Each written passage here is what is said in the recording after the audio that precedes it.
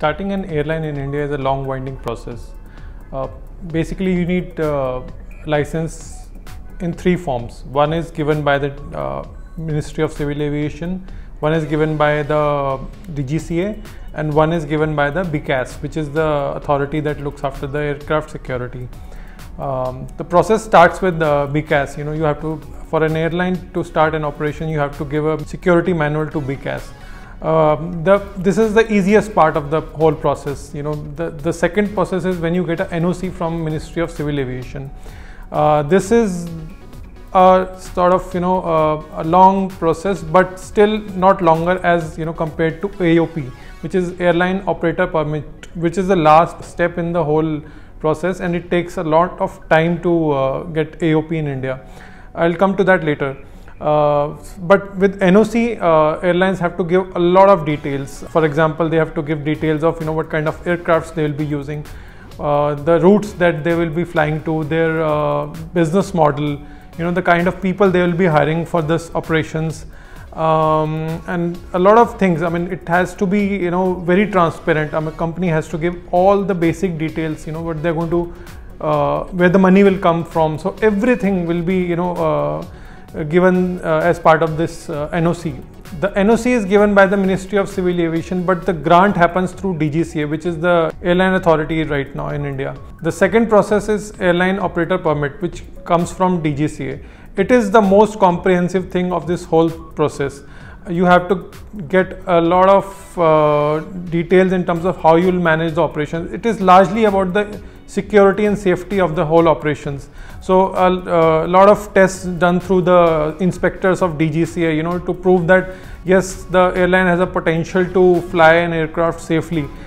Different types of tests are conducted through almost 6 months period, and 6 months is the bare minimum. It takes longer if you are not able to prove your capability of flying an aircraft properly.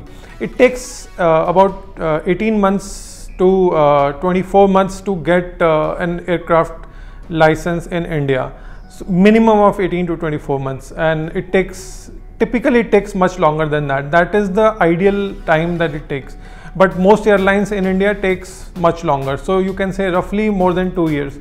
The last time in 2014, 6 airlines were given the permit to fly in Indian skies.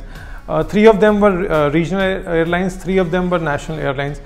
Unfortunately, and many of these airlines don't exist because many of these airlines have not been able to take off, although they have got the approvals, but because of the financial or the market conditions, they have not been able to fly at all.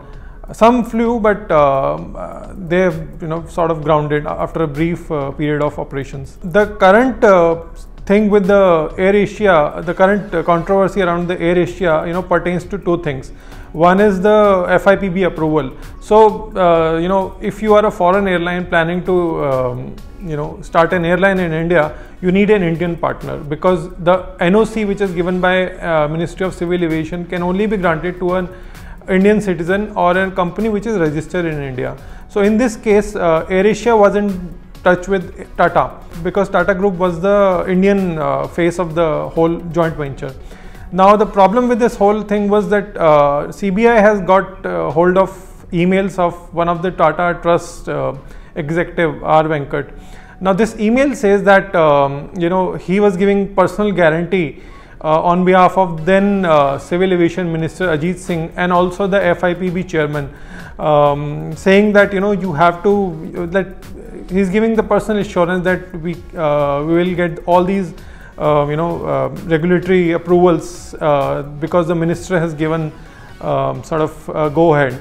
And on top of it, the email says that minister is asking them to make their plans according to the discounting that there will be no 520 rule, which is the controversial rule why this whole issue has emerged, because 520 rule mandates an airline to fly for at least 5 years and have a 20 aircraft fleet to start international operations. Now, why international operations is important for AirAsia? Because AirAsia was primarily looking at Southeast Asia market to grow and expand its presence, because in India there's very limited scope to grow for low cost carriers, and that too airlines like AirAsia, because this market is largely dominated by players like Indigo, SpiceJet. So these guys were looking at more international market to grow rather than looking at Indian market, and getting a so 520 rule was in a way coming in their way to expand.